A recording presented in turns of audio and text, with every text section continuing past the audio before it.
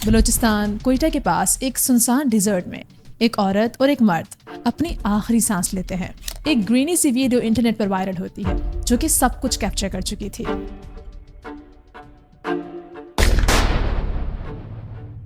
اس کے بعد پورا پاکستان اس بارے میں بات کرنے لگتا ہے۔ ڈگاری ڈبل مرڈر کیس۔ بلوچستان میں کاروکاری کے الزام میں خاتون اور مرد قتل۔ انتہائی افسوسناک واقعہ بلوچستان میں غیرت کے نام پر قتل کیے جانے والے جوڑے سنجیدی ڈگاری میں قتل کیے گئے خاتون اور مرد ڈگاری میں خاتون اور مرد کے قتل کی تحقیقات جاری ہے۔ کیس میں کوئی ایک شخص بھی آ کے ایف آئی آر کرنے کو تیار نہیں ہے۔ کسی بھی فرد یا گروہ کو یہ حق حاصل نہیں کہ وہ خود کو منصف، جیوری اور جلاد کے طور پر پیش کرے۔ السلام علیکم، مجھے سیرا کہتے ہیں اور آج کی ویڈیو میں ہم اسی کیس کو لیئر بائی لیئر کھولنے کی کوشش کریں گے اور ساتھ جو ڈیپر لیول پر ہمارے سسٹم میں پرابلم موجود ہے آنر کلنگ کے نام پر، اسے بھی سمجھنے کی کوشش کریں گے۔ حد تک آپ اس معاشرے کی پستی کو دیکھیں کہ جب پولیس چھاپے مارنے جا رہی ہے تو وہاں پر مرد سارے بھاگ گئے ہیں۔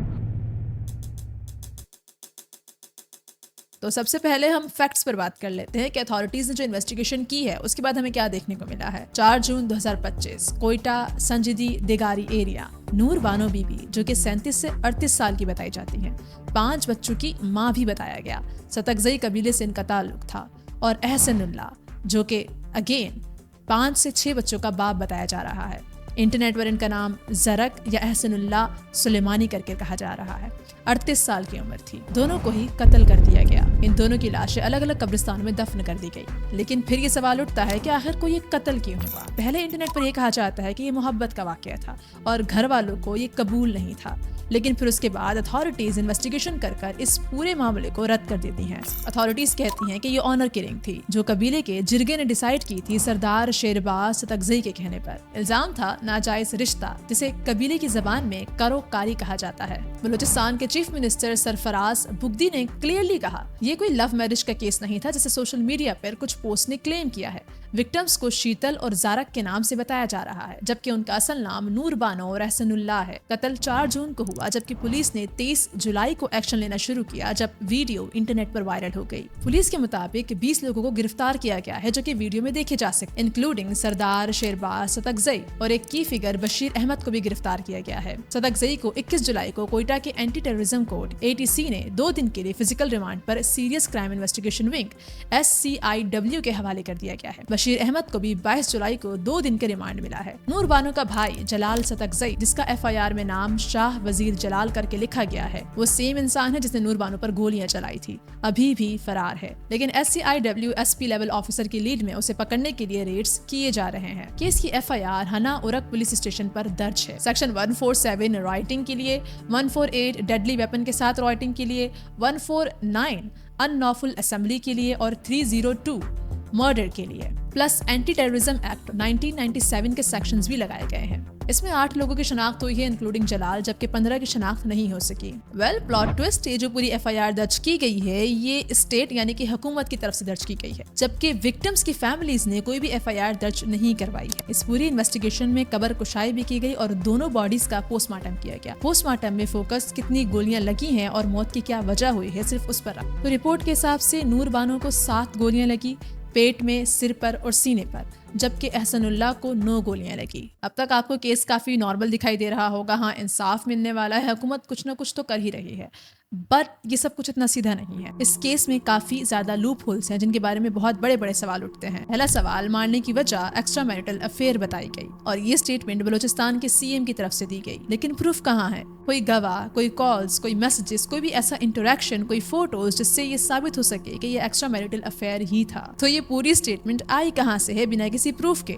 دراصل وہ پورا جرگہ جو کہ قاتل ہے ان 2 لوگوں کا، انہوں نے یہ اسٹیٹمنٹ دی ہے۔ آسان لفظوں میں قاتل نے خود قتل کرنے کی جو وجہ بتائی ہے اسی کو CM نے قبول کر لیا بنا کسی فردر انویسٹیگیشن کے۔ یاد رہے کہ ہم ایک ان کانسٹیٹیوشنل جرگے کی بات کر رہے ہیں، ایک ایسا جرگہ جو کہ خود کو قانون سے اوپر سمجھتا ہے، ہم اس کی بات پر یقین کر رہے ہیں۔ یہ بھی ہو سکتا ہے کہ انویسٹیگیشن ٹیم نے ویڈیو کو غور سے نہیں دیکھا، کیونکہ اگر ویڈیو میں دیکھا جائے تو نور بانو ڈری ہوئی دکھائی نہیں دے، بلکہ نور بانو تو کافی زیادہ فخر سے قرآن ہاتھ میں پکڑے ہوئے سیدھا اپنی موت کی طرف جاتی ہے۔ اس سب کے بعد بھی قتل ہونے والی نور بانو کو چھوڑ کر جن کے ہاتھ میں بندوق تھی، یعنی کہ وہ 17 سے 18 لوگ، ہم ان کی بات پر یقین کر رہے ہیں۔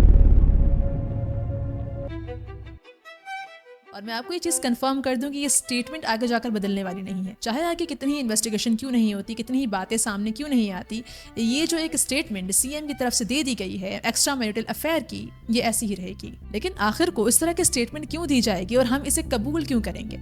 उसके पीछे का काफी आसान रीजन है, वो ये कि ये एक सिंगल स्टेटमेंट कत्ल पर से या फिर जो पूरा सिस्टम का फेलियर हमें दिखाई दे रहा है इस एक कत्ल के पीछे, वहां से हमारी अटेंशन हटाकर विक्टिम को ब्लेम करने पर डाल देता है। बजाय सिस्टम पर सवाल उठाने के या फिर कत्ल के ऊपर सवाल उठाने के, लोग आज ये सवाल उठा रहे हैं कि उन दोनों की गलती क्या थी, एक्स्ट्रा मैरिटल अफेयर था, लव मैरिज थी या फिर क्या प्रॉब्लम थी। उसमें लोग ज्यादा इंटरेस्टेड हैं ना कि इसमें कि एक कत्ल हुआ है। अब ये सिर्फ एक डिगारी केस नहीं बल्कि बहुत पुराना इशू है। पाकिस्तान में ऑनर किलिंग ट्राइबल कस्टम्स से शुरू हुई है। इस ऑनर किलिंग का इस्लाम से भी कोई दूर दूर तक लेना देना नहीं है, बल्कि उससे पहले से एग्जिस्ट करती थी। इज्जत के नाम पर जितने भी कत्ल होते हैं उसमें औरत को टारगेट किया जाता है।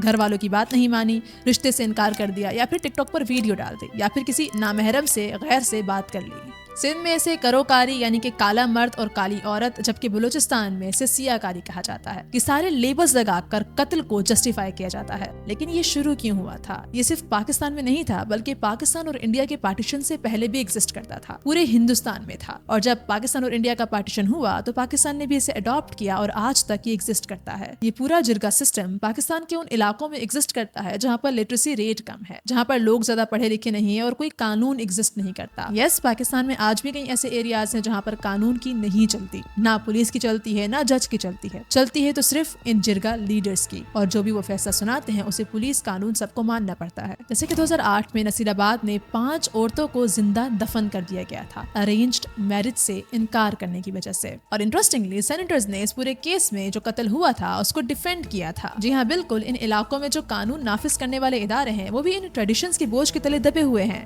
2024 में HRCP ने 405 ऑनर किलिंग रिपोर्ट की थी, लेकिन एक्टिविस्ट का ऐसा कहना है कि असल नंबर 1000 के करीब हो सकता है। SSDO ने 547 केसेस काउंट किए थे, 32 बलूचिस्तान में सिर्फ एक कन्विक्शन के साथ, पंजाब में 225, सिंध में 134, खैबर पख्तूनख्वा में भी 134। इन सभी केसेस को उठाकर देख लीजिए, जहाँ पर आधे लोग इंसाफ मांग रहे होंगे वहीं पर आधे ये कह रहे होंगे कि इन औरतों की कोई ना कोई गलती तो जरूर होगी। ये कोई छोटी बात नहीं है, बल्कि एक कत्ल की नॉर्मलाइजेशन है। इस पर कोई बात नहीं करेगा कि कत्ल खुद में ही एक बहुत बड़ा क्राइम है। इसी वजह से फैमिलीज खुद से कोई भी FIR दर्ज नहीं करवाती। सो इन टोटल सोसाइटी विक्टिम में ज्यादा इंटरेस्टेड है ना कि एक कत्ल में।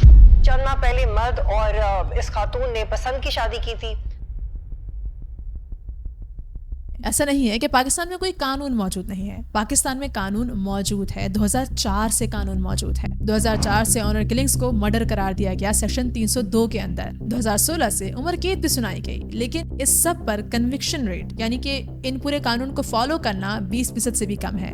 आखिर को क्यों नूर बानो का भाई या फिर शमोनी खटक का कजन अपने ही घर की औरतों को कत्ल करेंगे? ये सब कुछ सिर्फ गुस्सा नहीं है, बल्कि ऐसे एक नाम दिया गया है, कलेक्टिव शेम साइकोलॉजी। तो इन कातिलों को लगता है कि घर की इज्जत इन औरतों के कंधों पर है, अगर इन्हें कत्ल कर दिया जाएगा तो फिर घर की इज्जत वापस आ जाएगी और वो फखर से घर से बाहर जा सकेंगे, लोगों को अपना चेहरा फखर से दिखा सकेंगे। इसके अलावा ये जो सजा सुनाने वाले होते हैं उन्हें एक गॉड कॉम्प्लेक्स होता है। अगर किसी का कोई भी अफेयर चल रहा है, कोई भी किसी से बात कर रहा है, कोई भी अन इस्लामिक काम कर रहा है या फिर कोई भी अनकल्चरल काम कर रहा है, तो फिर मेरे पास ये राइट है कि मैं डिसाइड करूँ ये गलत है या फिर ये सही है। खुद को खुदा, खुद को कानून, खुद को पुलिस, खुद को अथॉरिटी मानना। इस माइंडसेट को लोग इंसेल कल्चर के साथ भी कंपेयर करते हैं, जहाँ पर एक मर्द औरत को सिर्फ इसीलिए मार देता है क्योंकि उसने उसे रिजेक्ट कर दिया या फिर उसकी ईगो को हर्ट कर दिया व्हाटसोएवर। लेकिन जहाँ पर ये दोनों एक जैसे दिखते हैं वहाँ पर इनमें एक बहुत बड़ा फर्क भी है। इंसेल रेज इंडिविजुअल है, जबकि ऑनर किलिंग्स कलेक्टिव कंट्रोल के लिए होती हैं। लेकिन दोनों ही एक औरत की ऑटोनॉमी को थ्रेट समझते हैं। लेकिन अब सवाल ये उठता है कि सबका हल क्या है? सबसे पहले गवर्नमेंट लेवल पर पुलिस को ट्रेन करना होगा। ये जितने भी एरियाज हैं जहाँ पर ट्राइबल कल्चर, ये जिरगा कल्चर एग्जिस्ट करता है, इन जिरगों को खत्म करना होगा। इन जिरगों ने जो कानून अपने हाथ में ले रखा है इसको खत्म करना होगा। कानून चाहे आप जितना ही सख्त क्यों ना कर लो, जब तक कानून पर अमल दरामद नहीं होगा तब तक कुछ नहीं बदलेगा। इन कातिलों के अंदर जब तक कानून का डर नहीं बैठ जाता ये तब तक कत्ल करते रहेंगे। इसके अलावा एक और चीज, national database of honour killings बनाए जाएं ताकि हम इन सभी केसेस को ट्रैक कर सकें। गवर्नमेंट को ब्लेम शिफ्ट करना, विक्टिम के ऊपर इल्जाम लगाना,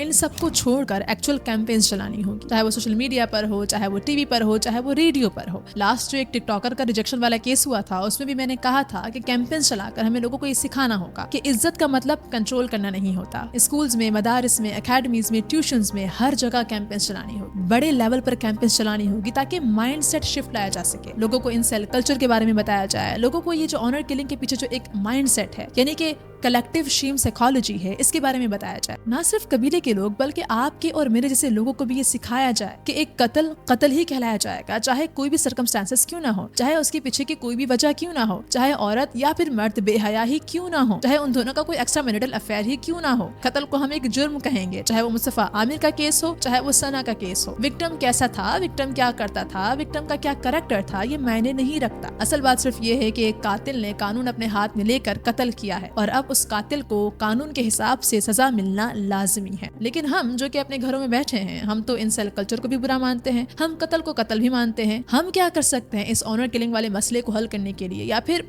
माइंड सेट शिफ्ट लाने के लिए? हमें अपने दोस्तों के गैदरिंग्स में, अपने घर की करीबी मस्जिद में, अपने व्हाट्सएप ग्रुप पर कोई ना कोई वजह होगी वाली जो बात है ना, ये जो पूरी स्टेटमेंट है, इसको चैलेंज करना होगा। सोशल मीडिया का इस्तेमाल कीजिए, लोगों को क्राइम पर फोकस करने पर मजबूर कीजिए। अगर आप किसी विक्टिम को कंट्रोलिंग फैमिली के साथ देखते हैं तो उसके लिए आवाज उठाइए। आपका आवाज उठाना, आपका बोलना बहुत ज्यादा मायने रखता है। I have said this many time कि आपका बोलना बहुत ज्यादा मायने रखता है। जब हम सोशल मीडिया पर छोटी छोटी पोस्ट करते हैं, छोटे छोटे कमेंट्स करते हैं, जगह जगह आवाज उठाते हैं, हैशटैग्स चलाते हैं, इससे डिगारी जैसे बड़े बड़े केसेस खुलकर सामने आते हैं। ऑनर किलिंग के तो कई केसेस हमें देखने को मिलते हैं, लेकिन कभी रिपोर्ट नहीं होते या फिर कभी भी जस्टिस नहीं मिल पाता। तो फिर डिगारी केस में क्यों जस्टिस देने की कोशिश की जा रही है? क्योंकि हमने पुलिस पर प्रेशर डाला हुआ है, हमने अथॉरिटीज के ऊपर प्रेशर डाला हुआ है, हम सोशल मीडिया पर कंटिन्यूसली इस पर बात कर रहे हैं, हम मुसलसल केस की अपडेट्स ले रहे हैं। और जब हम ये सब कुछ करते हैं तो हम एक बहुत बड़े सिस्टम को चैलेंज कर रहे होते हैं। चाहे आपका अकाउंट कितना ही छोटा क्यों ना हो, उस अकाउंट पर आवाज नहीं उठाएंगे, इस तरह की पोस्ट शेयर नहीं करेंगे जहां पर क्राइम पर फोकस किया जा रहा हो, तब तक कुछ नहीं बदलेगा। ये माइंड सेट जो कि पूरे पाकिस्तान को पैरासाइट की तरह अंदर से खा रहा है, ये कभी भी खत्म नहीं होगा। तो याद रहे, चाहे कुछ भी हो जाए, आवाज बंद नहीं होनी चाहिए। What do you think about it? Let me know in comment section. अब मिलते हैं अगली वीडियो में। अपना बहुत सारा ख्याल रखिएगा and yes, thanks for watching. Allah Hafiz.